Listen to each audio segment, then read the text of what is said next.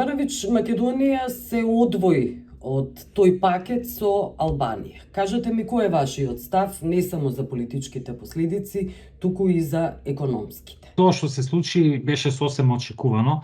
Немаше никаква дилема овде, да кажеме, во Европската Унија, дека до тоа ќе дојде, неминовно беше тоа. И би кажал само дека, да, навистина е лошо тоа за Македонија. Не се разбира пред се од економска гледна точка, како економист на тоа сакам да се осврнам. Она што ние треба да го сватиме е дека можеме ние да бидеме критични кон Европската Унија колку сакаме. Можеме да ја критикуваме Европската Унија за тоа што ни го направи и претходно, што не сакаше да не прими во 2020 година и сега со најновиот француски предлог. Можеме да ги критикуваме и треба да ги критикуваме многу за тоа. Но сепак и покрај се тоа мора да сватиме дека Европската Унија носи бројни економски бенефиции, многу економски користи. Ќе дадам само еден пример. Бугарија, која што нели кај нас се смета за таа е всушност и најнеразвиена земја членка на ЕУ, но и кај нас се смета за земја која што не знам колку развиена. Бугарија денеска во економска гледна смисла е двојно поразвиена од Македонија. Пред 20 и нешто години сите знаеме каде беа бугарите, дека беа или како нас или полоши од нас. Во макроекономска гледна смисла, само податок еден, во 2007 година, пред да стане Бугарија земја членка на ЕУ, тие беа, нивниот национален доход по глава на жител беше околу 40% од европскиот просек, од просекот на ЕУ. Ние тогаш бевме на 30 и нешто посто.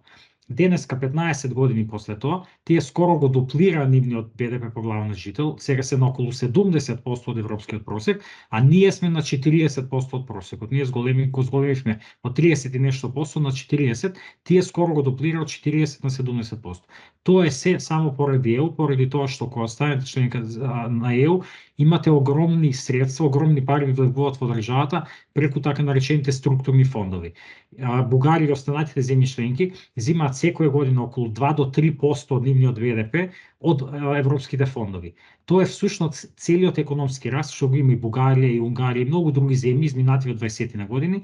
Сето тоа им доаѓа пред се 90% од европските фондови. Ние сега зимаме ИПА фондови, ама ИПА фондовите се 3 пати помалце од тоа што го зимаат тие од тие структурни фондови. Така што и постојат и други работи, други бенефити од членството во ЕУ, или слобода на движење, фирмите може да извезуваат и се останато, луѓето може да патуваат, можете да студираат и се останато, но сакам да кажам дека од економска гледна точка нема никаква дилема дека членството во ЕУ носи бројни придобивки и е добро за животот на луѓето и тоа мора да го разберат политичарите кај нас што е можно побрзо. Да, и ја не сум задоволен со францускиот предлог, ама сега прашањето е дали сме ние спремни да жртвуваме иднината, да кажеме, на државата и на луѓето кои што живеат во државата и нивната економска благосостојба, поради тоа што, не знам, Макрон или некој друг бил нефер спрема нас.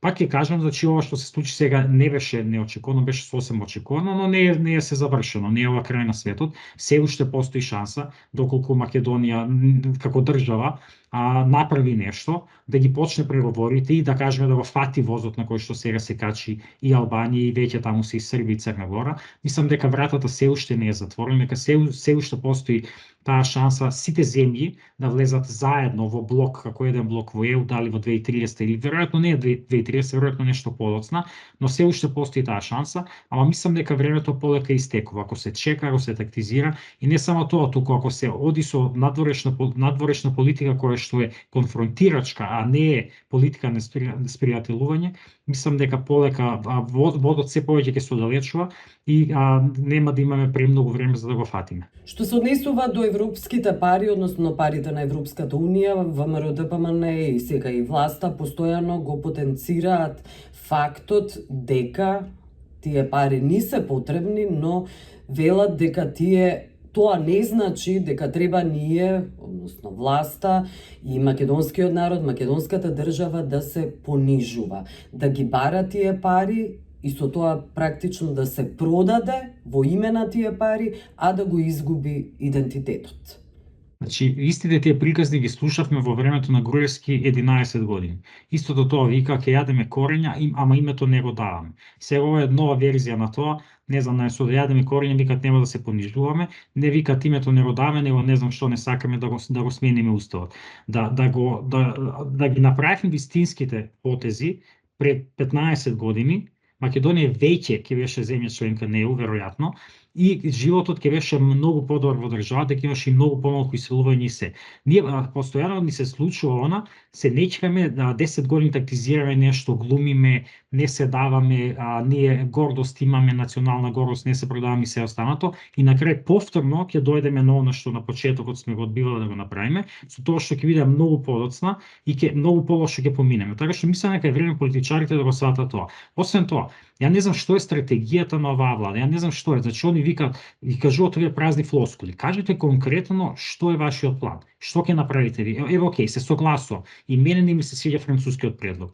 Не само поради уставот, ајде, окей, уставот е најмало прашање. Има таму билатерален договор, како и да се викаше, протокол со Бугарија, кој што треба да се почитува и се останато. И мене не ми се свиѓа тоа. Кажете што ќе направите вие по однос на тоа прашање. Ја не слушав ништо околу тоа. Нека кажат што е нивниот план за тоа, па тогаш да видиме дали тоа се исплати или не. Во моментов печатокот кој што се добива од овде од Виена, тоа не е само мој личен впечаток, тоа е впечаток на сите кои што тука го покриваат регионот, ја покриваат Македонија, е дека Македонија не знае што прави. Македонија е сега лошото момче. Македонија е сега лошото дете кое што постојано ги прави проблемите. Пред година дена, кога Бугарија не оценуваше, не условуваше со сите тие работи, впечатокот на сите беше дека Македонија е жртвата. Сега впечатокот на сите дека Македонија повторно прави проблеми, затоа што се конфронтира со бугарите, се конфронтира со грците, ваму почна пак некои интерни дискусии, не знам, со албанците, дестабилизација, не знам ово она. Печатокот е дека повторно Македонија прави некои глупости. Мислам дека тоа е она што е полошо, пострашно од целото однесување на оваа влада, што не само што тие не сака да го сминат уставот моментално, окей, ама дајте, кажете кој е вашата приказна, кои се вашите аргументи и што е вашиот план, што ќе правите. Со вакво однесување не идеме против сите, не постигнуваме ништо. Тоа идење со глава во зид, а добро знаеме како се завршува тоа и сме поминали низ тоа како држава многу пати во историјата и за жал има една фраза, историјата се повторува, првиот пат како трагедија, вториот пат како фарса. На нас сега трагедијата веќе ни се повтори со промената на уставот и на името. Сега сме во онаа фаза што ќе ни се повтори историјата како фарса. Што се однесува до планот Б кој го спомнувате, велат дека тие имаат намера повторно да преговараат, да разговараат со Бугарија, но и со Европската Унија, со земјите членки на ЕУ. Во моментов никој во Европската Унија нема намера да преговара за тоа. Европската Унија не знае кај е главата. Значи имате војна во Украина, имате нов конфликт на Блискиот исток, имате во Америка избори, не се знае што ќе се случи, дали ќе дојде Трамп или нема да дојде. Имате раст на екстремната десница, во Австрија пред 2 дена ги доби изборите. Европа има толку многу своји проблеми и глобални светски проблеми, што просто не може и да сака, не може да мисли на Македонија. Никој моментално во Европската Унија не е расположен да мисли на прашањето за Македонија и токму и затоа гледат на ова како уште еден проблем, уште едно дестабилизирање кое што го прави една мала земја тука во Европа. Значи тоа е начинот на гледање на големите европски земји. Германија има криза 2 години поред тие се во рецесија, имаат пад на економската активност, енергетска криза, немаат веќе руски газ, не може да најдат нови извори на енергија, автомобилската индустрија има во криза, паѓаат, веќе не се лидери во Европа, камоли во светот. Значи и сега во таква ситуација тие да мислат на Македонија и на Бугарија да посветуваат дипломатски напор на такво нешто, илузорно да се очекува. Јасно ми мене, значи едно од моите ведувања зошто новата влада игра вака е дека веројатно играат на картата дека екстремната десница ќе јача во Европа, нели изборите во Австрија, претходно во Франција, во многу други земји, тие стануваат појаки и мислам дека тие со тоа што се нели се доближуваат до Унгарија, која што нели лидер на таа нова европарламентарна група на екстремната десница, веројатно пробуваат да се коцкаат на таа карта, се обложуваат дека екстремната десница ќе ојача во Европа и можеби ќе застане на нивна страна, на страната на Македонија во спорот со Бугарија по некој време. Ама значи има тука неколку прашања. Како прво, кога би се случило тоа?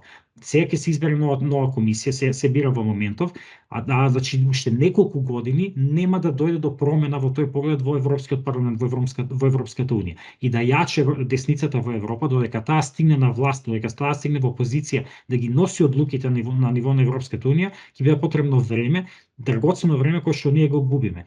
Така што мислам дека апсолутно ова што го прави владата е коцка околу во поглед на целата надворешна политика и мислам дека како што обично се случува, ваквите екзибиционизми, екскурзии на власта, обично луѓето ги плаќаат прескапо. Мислам дека за жал тоа ќе ни се случи и сега. Унгарските кредити се еден вид спас за оваа власт. Кој е вашиот коментар? Тие се и политички некаков пакет на помош, но и економски. Значи, ја не гледам никаков бенефит од унгарскиот кредит. Мислам дека, како прво, голема трагедија е што единствената или главната, да кажеме, економска мерка на новата влада, на било која влада, било каде во светот, е што земала долг, што земала кредит. Кажав за една од другите телевизии, дека од мене целата оваа работа со овие 500 милиони евра ми делува како да направим паралела со секојдневниот живот. Доаѓа мажот дома, после кафана и вика на жената: "Жено, сум земал кредит од 50.000 евра, прави план што ќе купуваме." Значи немате план што да правите со тие пари, немате не знаете дали ви требаат тие пари и сега доаѓате тука на вас и викате: "Сум нашол 500 милиони евра, ќе ги трошиме, ќе видиме на што ќе ги трошиме, ама сум ги нашол парите." Значи, целата приказна е погрешно, целата работа е погрешно поставена. Процесот треба да тргне од тоа: ви требаат пари за да го правите тоа и после ги наоѓате парите, дали од европски фондови, дали од еврообврзница, дали не знам од Светска банка, од кој да е. Значи, процесот иде прво што ви треба, па после наоѓате пари. Сега кај нас работата е: зимаме пари, па ќе најдеме за на што ги трошиме парите. Како второ, значи парите ќе се трошат нели 50% за поддршка на општински проекти, 50% за поддршка на фирми. Кај општинските проекти никој не знае кои се тие проекти. Дури сега општините ќе спремаат таму, ќе измислуваат проекти што им треба, па ќе има конкурс, па не знам како ќе се делат тие средства, па кој ќе одлучува, па како селективно ќе биде тоа, па дали некој е подобен или не подобен за да добива проекти.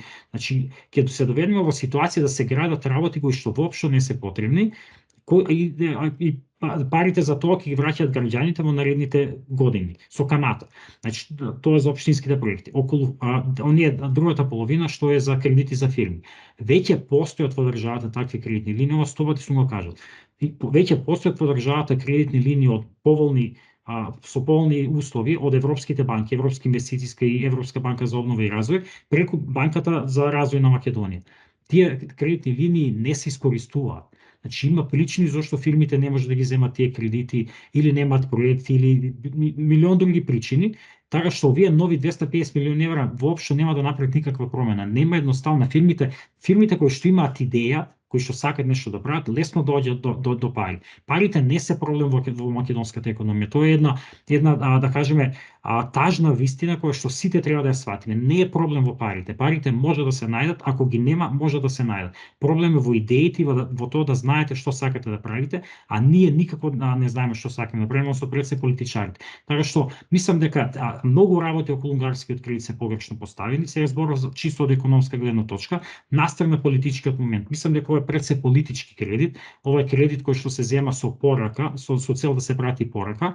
Мислам дека се праќаат тука две пораки. Едната порака на што ја зборав претходно, доближување до Унгарија и до екстремната десница по Европа. А втората порака е што нели тие пари доаѓаат никош што точно не може да се знае дали доаѓаат од Кина или од Европската унија, но во исто време Унгарија зима кредити од Кина и мислам дека тоа е намерно. Тука пораката која сака да ја пратат нашите е дека ако не станете малку подобри кон нас, ние ќе се свртиме кон Кина, како што тоа го прави Србија нели веќе со години, ама пак мислам дека и тука калкулацијата е погрешна, затоа што Македонија не е Србија, не може да си дозволи да се однесува на таков начин како што тоа го прави Србија, не само поради тоа што е членка на НАТО, а туку и поради големината. Србија на некој начин сите се третира сите гледа да ја третираат добро, да се однесуваат добро кон регионот, затоа што и поради Косово и поради големината на земјата, Македонија го нема тој луксус, ја нема таа големина за да кажеме да биде важен играч, да биде стратешки фактор на стабилност, ако сакате така да се изразиме во регионот, така што има голема разлика. И второ трето што мислам дека исто многу важно во целата работа е што дури да сакате да се доближите до Кина, тоа е сосема легитимно. Ама гледате како Србија се доближува до Кина. Србија само лани имаше 1,5 милиарда странски инвестиции од Кина. Што ви се конкретни инвестиции, кинески фирми отварат фабрики во Србија, автомобилски секакви фабрики, ги извезуваат после во Европска унија, каде да ги извезуваат.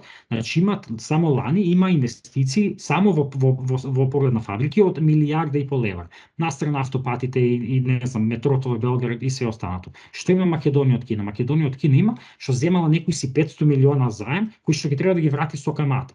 Значи, ако сакате веќе да пратите порака за доближување кон Кина, направете го тоа многу попаметно. Направете го така што ги кажете, кинезите сакаат да инвестираат кај нас, ќе отворат фабрика, а не така што вие ќе земате пари. Намерите на нашава власт, можеби и не се лоши, тие можеби сакаат на некој начин да ги коригираат грешки на претходната влада, која што беше премногу сервилна кон неу, премногу беше понизна. Сега вие сакате на некој начин да правите порака, ние ќе бидеме поразлични, ама начините на кои што го прават тоа се многу погрешни и крајниот исход ќе биде така што наместо да покажа дека тие се поразлични, односно подобри, односно да кажеме не се сервилни, испадна дека се уште полоши затоа што ќе направат многу грешки во чекори, кои што скапо ќе ја чина целата држава. Добро, околу едно прашање кое во пакет ги опфаќа сите мерки практично на новата влада, на новата власт, се зголемија пензиите, се го зголемуваат и платите на администрацијата,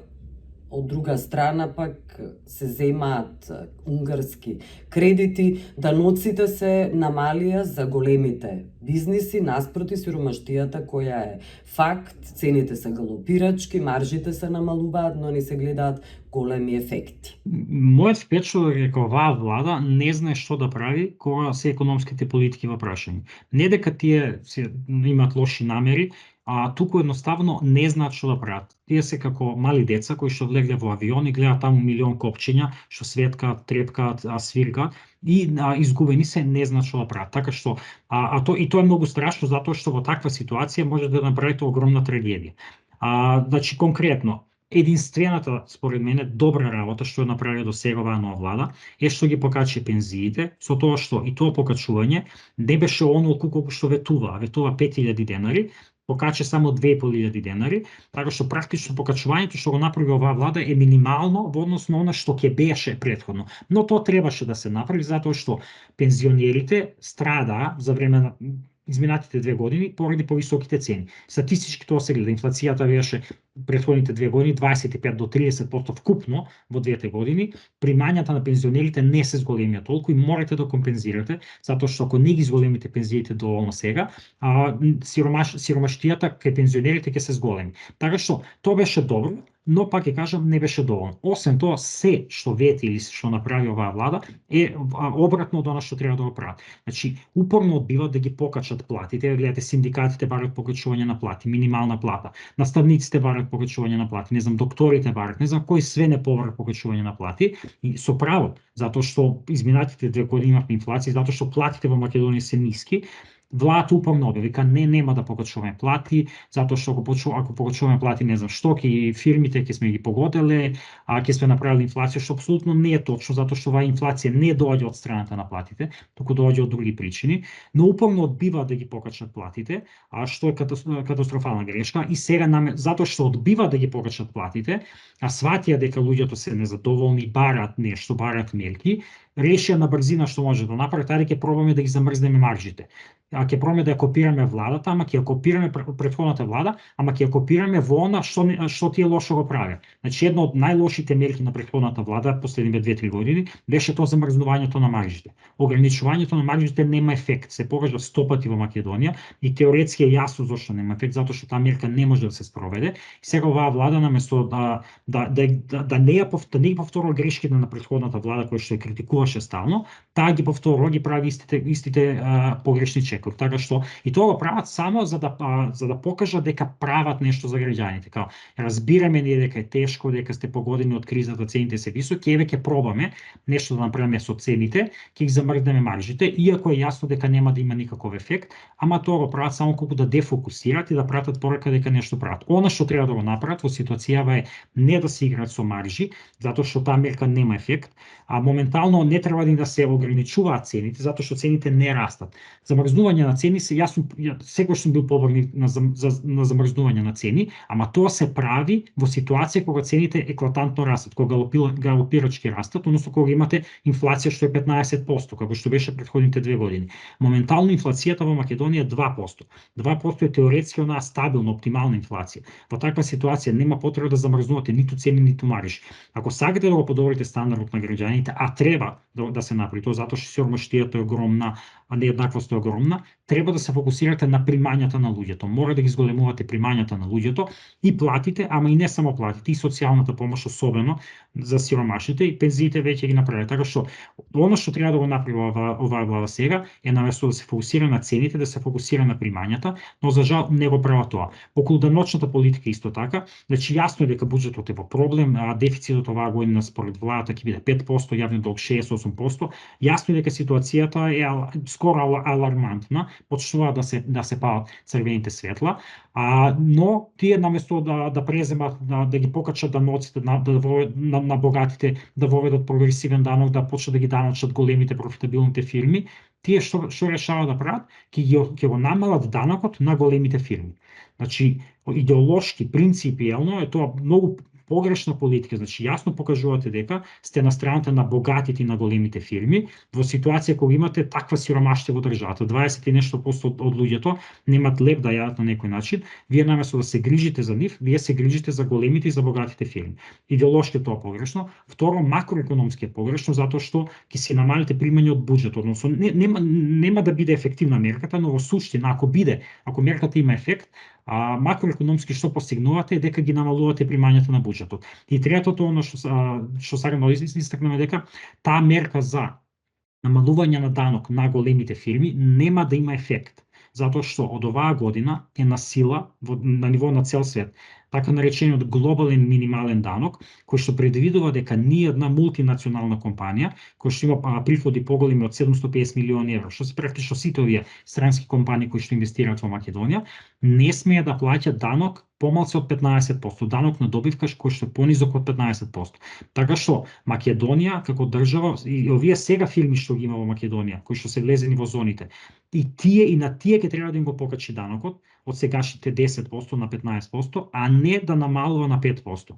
И ако намали Македонија данок на 5%, нема да има никаков ефект затоа што глобалниот минимален данок предвидува дека ако вие не ги даночите фирмите со 15%, некоја друга држава има право да го направи тоа.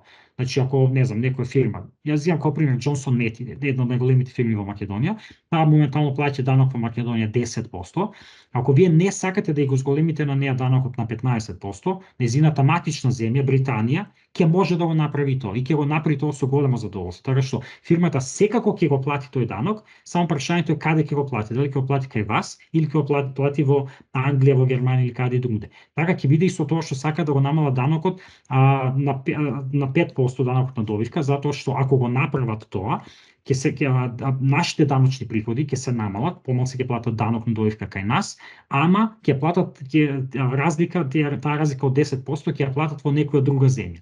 И затоа нема да има ефект всушност таа мерка, затоа што нема да дојде ни една фирма во Македонија, затоа што исто ќе биде дали ќе плати тука 5%, а во Германија 15% и 10%, или ќе плати не знам во Германија 15%, така што мерката апсолутно нема да има никаков ефект, ама тоа покажува всушност две работи за оваа влада, дека се целосно дефокусирани, фокусирани се на погрешни работи, наместо да ги решават вистинските проблеми во државата, тие се фокусираат на, не знам, на некоја се измислена приказа за привлекување на големи фирми. И второто што покажува дека немаат елементарни познавања од не само макроекономија, туку даночна политика, глобална даночна политика, затоа што ова е најголемото прашање во глобалните даноци изминатите години. И јако бев во Министерството за финансии, уште тогаш се зборуваше за ова, ние уште тогаш почнавме да ја подпишуваме таа конвенција со која што се обврзуваме дека ќе го применуваме глобалниот минимален данок.